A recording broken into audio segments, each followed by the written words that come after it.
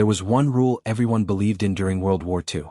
You do not break a nation's industrial heart from the air alone. For decades, military planners agreed on this truth. Factories could be bombed. Rail yards could be hit. Cities could burn. But a heavily industrialized enemy, especially Germany, could absorb the punishment, repair the damage, and keep fighting. Strategic bombing was supposed to be slow, cumulative, relentless. Years, not nights. German commanders believed this more than anyone. The Ruhr Valley was not just an industrial region. It was the engine of the Reich. Over 6,000 factories, steel mills, coal plants, chemical works, all clustered along rivers protected by hills, flak towers, and some of the strongest air defenses in Europe. It produced over 70% of Germany's steel. You could not knock that out quickly. You could wound it, never cripple it. Hitler himself dismissed the idea that a single raid could seriously damage the Ruhr. The dams protecting it, the Möhne, Eder, and Sorp, were massive concrete walls, some over 130 feet thick, designed to survive floods, sabotage, even earthquakes. They were guarded, fortified, and considered untouchable. That was the rule. But in May 1943, one man and one mission shattered it. You are Guy Penrose Gibson, 24 years old, already a veteran of over 170 combat missions. Born in India, raised in England, sharp-eyed, disciplined, and famously demanding. Pilots say you expect perfection because you demand it first from yourself. By early 1943, the war is grinding forward. The Allies need a way to strike Germany where it hurts, fast. Not symbolic bombing. Not morale raids.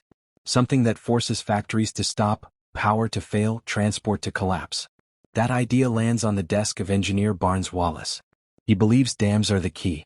Not by destroying factories directly but by unleashing water. Flood the Ruhr. Wash away power stations. Drown rail lines. Shut down steel production for months. There's only one problem. Conventional bombs won't work. The dams are too thick.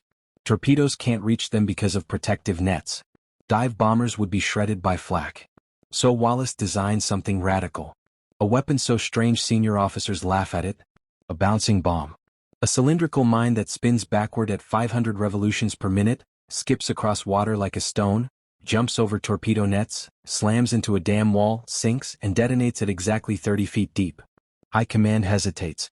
This will require flying at 60 feet above water at night, at 240 miles per hour, under direct fire, with zero margin for error. They need a squadron built from scratch. Handpicked crews. Endless training. And a commander who will accept near-certain losses. That commander is you. By May 1943, you lead No. 617 Squadron, 19 modified Lancaster bombers. The men are young. Average age 23. Many have never flown together before. The target list is short. The timeline brutal. And tonight you face the impossible. It is May 16, 1943. Dusk settles over England. You brief the crews one last time. Voices low. Faces tight. Everyone knows the odds. Intelligence estimates predict up to 50% losses. At 9:28 p.m., the first Lancasters lift off. You fly low. Very low. Treetop height. Over the North Sea, spray lashes the cockpit windows. One mistake means instant death. Crossing the Dutch coast, flak erupts. A Lancaster explodes in midair. No parachutes. You keep flying. Over Germany, the countryside flashes by at 60 feet. Church spires. Telephone wires. Hills. One aircraft clips power lines and cartwheels into the ground. Another slams into a hillside. Crews die without warning. You press on. The Möhne Dam appears ahead. Moonlight glints off the water. Searchlights snap on. Flak cannons open fire. This is it. You make the first run. Altitude 60 feet. Speed 240 miles per hour. Distance to dam 1,200 yards. 900. 600. Tracer rounds whip past the cockpit. The aircraft shakes. Release. The bomb drops.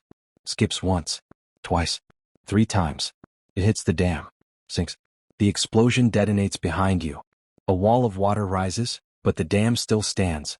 You circle back. Another aircraft runs in. Bomb hits. Explodes. Cracks appear, but still no breach. A third run. The flak intensifies. One Lancaster takes a direct hit and disintegrates over the reservoir. Fourth run. The bomb strikes. Detonates. The dam gives way. You see it happen. A 200-foot section collapses. Water pours through like the end of the world. 330 million tons of water surge into the valley. Villages vanish. Power stations drown. Factories go dark. You barely have time to register it. Next target, the Eder Dam. No flak here. Just terrain. Steep hills. A narrow valley. To hit it, you must make a curved approach through darkness, descending blind. First attempt fails. Second fails. Fuel runs low. Time runs out. Finally, Flight Lieutenant Leslie Knight lines up perfectly. Release. The bomb strikes. The Eder Dam collapses completely. The Sorp Dam is last. Earth-filled. Harder to destroy. Multiple runs. Multiple hits. It holds, but is badly damaged. Of the 19 aircraft, only 11 turn back. 53 men are dead. But behind you the Ruhr is drowning. Mid-roll CTA. If you find this kind of forgotten military history as fascinating as we do, we'd be honored if you'd hit that subscribe button. We believe these stories of courage and tactical genius deserve to be told. And by subscribing you help ensure they aren't forgotten. The true impact doesn't register immediately. But within hours, German emergency reports flood Berlin. Power generation in the Ruhr drops by 75%. Coal mines flood. Steel production collapses. 125 factories shut down completely. Rail lines are destroyed for miles. Hitler is stunned. He orders tens of thousands of workers diverted to repairs. Anti-aircraft guns pulled from the Eastern Front to defend remaining dams. Fighter squadrons redeployed. 4 weeks, German industrial output stumbles at a critical moment, just as the Allies prepare for future invasions. The psychological shock is just as devastating. If the dams can fall in one night, what else is vulnerable? The rule is broken. One mission. One night. Strategic paralysis. You return to England at dawn. Exhausted. Silent. King George VI awards you the Victoria Cross. You accept it on behalf of the men who didn't come home. Guy Gibson survives the war, briefly. In September 1944, at age 26, he is killed when his aircraft crashes during another mission. Many of the dam busters are buried far from home. Some have no known graves. But their impact echoes.